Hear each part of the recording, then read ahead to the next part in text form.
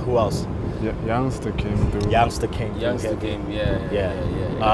Moose. No Moose. That Moosey verse, man. You know that verse, man. You know, like verses, whatever an artist gives you as a verse, it's also a sign of how much they respect you. Absolutely. That's what we figured as soon as the verses were coming in. Exactly. We're like, yo, these. Because we were just like, man, why is everybody coming so hard, man? Like we were sitting there going, yo, dog, like no one came to play, and we were just like.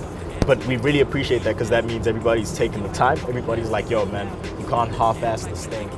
And we'd like to think it's because everybody kind of understands that, you know, just as a brand, we like to tread carefully with all this stuff.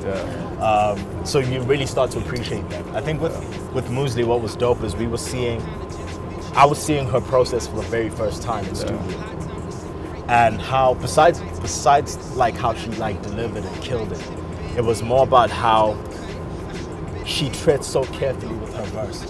Like at some point we were like, yo, we got it, right? And she still sat there in the chair and like wanted she to was sitting finesse like it in the more. studio. She was like, nah, take me back to like that second bar. I think I want to add like this kind of ad lib to it. Like she's clinical. She's clinical. That's exactly what it is. And I guess, you know, how Moosey came into the game is it's a story of, you know, like an artist, you want to be like, y'all just think hip hop is a game, don't you? You know, that's how you naturally want to dismiss someone who comes in that way. Yeah, of course. But when you see how she respects it and what the outcome is, you properly sit back and you go, okay, I'm a fan of this artist, man. I'm a fan of this artist because I know that look in your eyes. That's that look of you take so much care. We look like that when we make music, so I know what that is. And you know, and I explained it to her. I was like, yo, man, my newfound respect for your music, and it also makes you go back and you just like, that's why her verse on that what's that speech to join? Take time, relax. Yeah, where I was like, that's the first time I really heard her stand out. And that's my point. And you're just like, okay, so that's no fluke. I get it. Right? I get that you're an artist. And my mistake for ever at any period thinking, okay, I see what this is. Because I didn't see it. Leveraging. But it even shows like she understood the topic of the track because she came with her own angle of what her vices are, you know. So it's amazing that she also wrote topic to topic from start to finish. That's amazing. Man, there's so many verses, man. I love how Tito rode ideology, man. Because also I think Tito also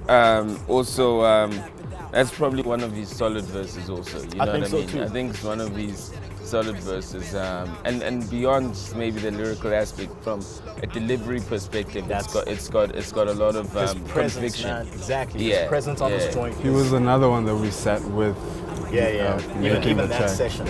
He also very, very meticulous. Very much like he sat with that verse and kind of just wanted to go back and again, like you don't, as a fellow artist, you're not mad at somebody who's who's trying to make sure that they articulate.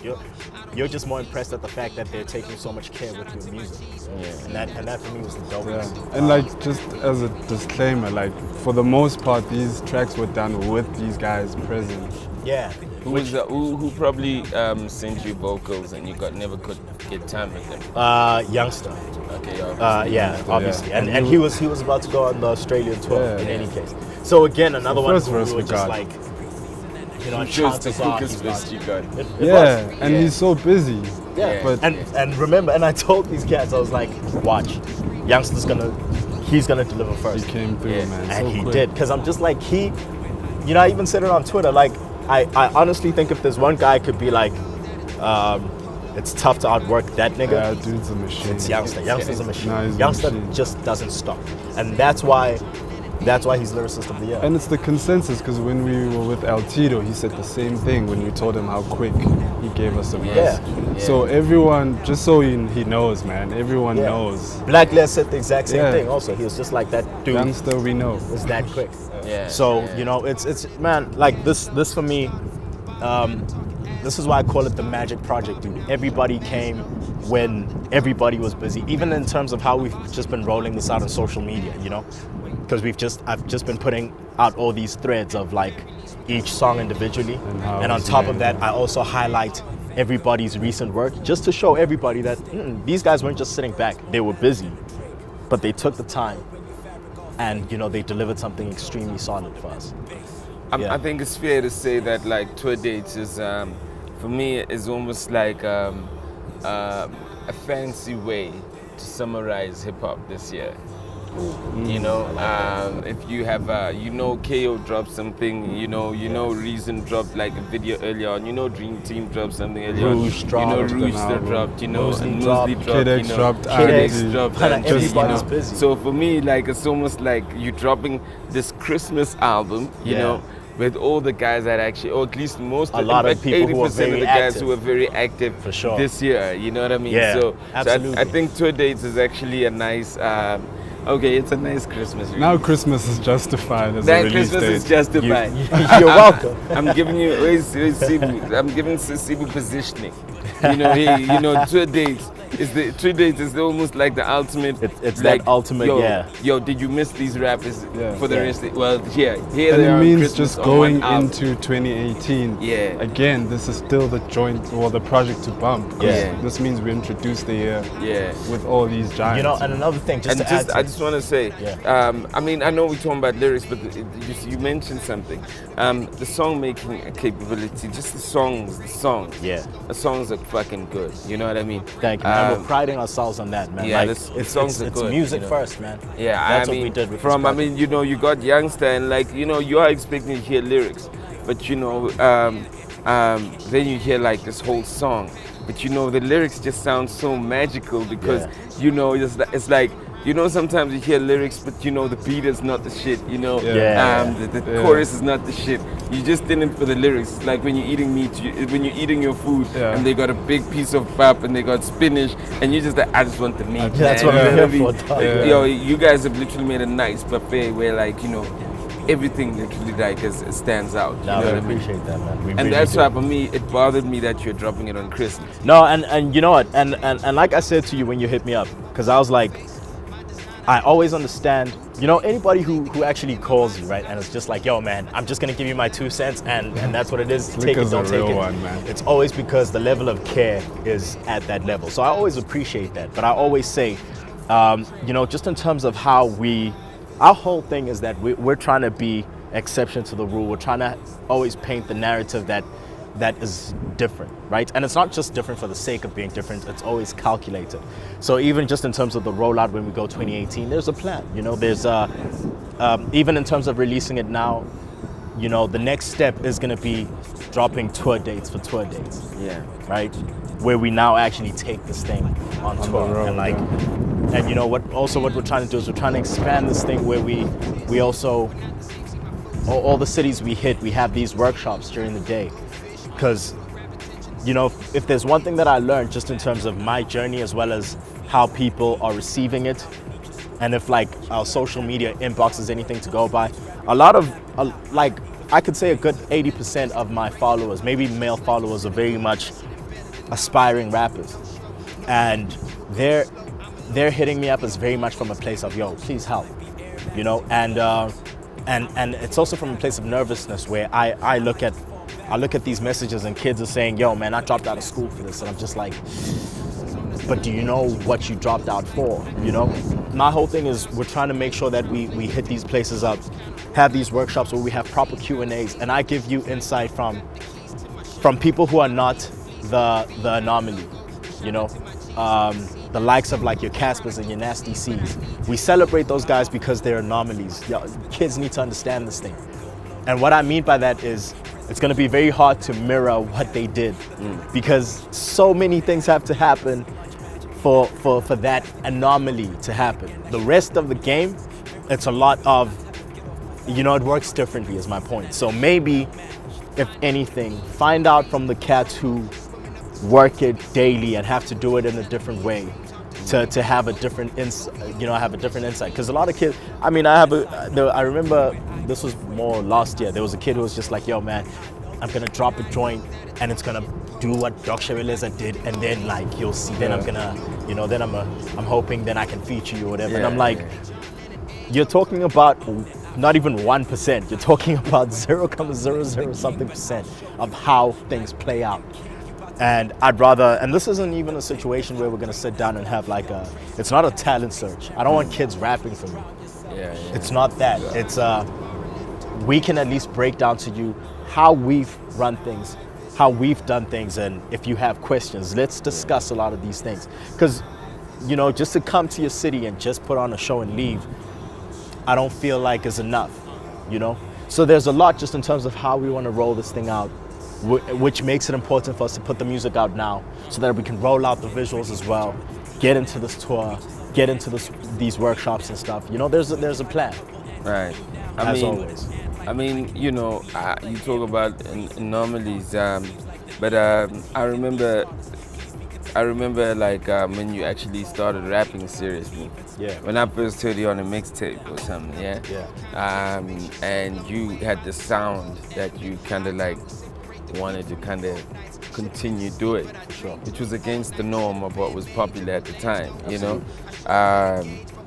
I think what's very interesting about you is that you're an example of a guy who stuck by his guns, you know, and not only stuck, you know, you can stick by your guns, but you kept on developing the sound. Yeah. You kept on improving the sound. You kept on believing in the sound. And it's that self-conviction of investing back in what you think is the right thing, you know, which I think a lot of kids fall short because they go, yeah, but you know, I'm lyrical and Casper's not, you know, I'm like this. And Which is a very big mistake. It's a big I always want to say that. Like, yo, can we just make this clear? Now, to call Casper not lyrical is playing yourself.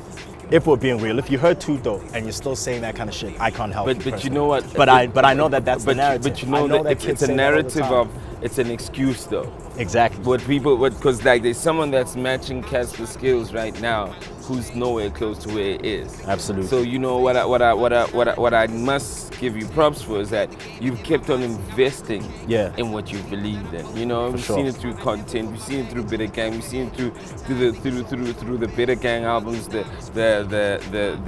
pay the site that you created. You know, you've invested in what you believed in, and you believe that there is someone that can hear it. And when you were speaking to guys like us in the beginning, you were like, but how do I make it go? How do I make it work? Yeah. And the truth of the matter is that like none of us could ever give you an answer. We had to go, how do you want to make it work? For sure. And I think that's what, I mean, I know a lot of people ain't seen you coming up, but I think a lot of kids that are watching who are different, you know, who are doing something different. Yeah. It's not about what you're doing, it's about how much you go back and invest in it on your own. Absolutely. On your own. Yeah. Not with someone else buying it, on your own. For sure. But key thing that you said there was the fact that when I didn't have an idea of how to do it, I was asking questions. Yeah. Whether or not y'all had the answers for me, I was asking the questions. It really is about constantly being curious about it, constantly, you know, trying, like being that hungry for it to every day wake up and be like, okay, let's kind of review with everything that we've done, what needs to change, what doesn't change, where do we stick to our guns, where do we like alter this here and there, you know. But you have to be curious about it. You have to, you know, don't look for the cop out. Anybody who just goes, yo, but my nigga, if you do it this way, trust me, you're looking for the cop out. Exactly.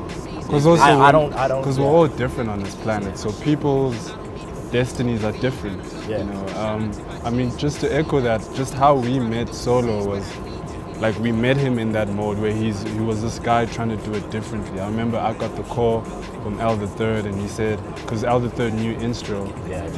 Instro was like, yo, I spoke to a guy, his name is Solo. He's trying to develop like a band for his performance. He's trying to separate from being the MC guy with the DJ, you know. And I remember Al hit me up. He's like, yo, do you want to come to this meeting? Let's meet this guy and hear what's up.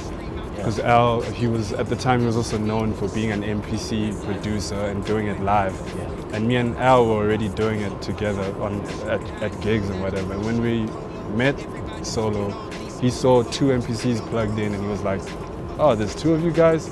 That's it. Actually, perfect. Because I wasn't looking for 2. Let's go. But when I saw it, I was just like, actually, that would probably make more sense. You know, so, but again, going back to, had I not had the conversation with Instro, like, yo, do you know anybody who could possibly, if you're not out there inquiring. Inquired about what you believe. Yeah, because another thing is, all of this And is we're still inquiring till today. because it's still education. Yeah, You know of what I course, mean? it don't And education won't stop being important. Let's not kid ourselves. Yeah. You know, just how you find that information is through the curiosity. Yeah. Yo, man, good luck, gents, with tour dates. Thank you, brother. It's a great album.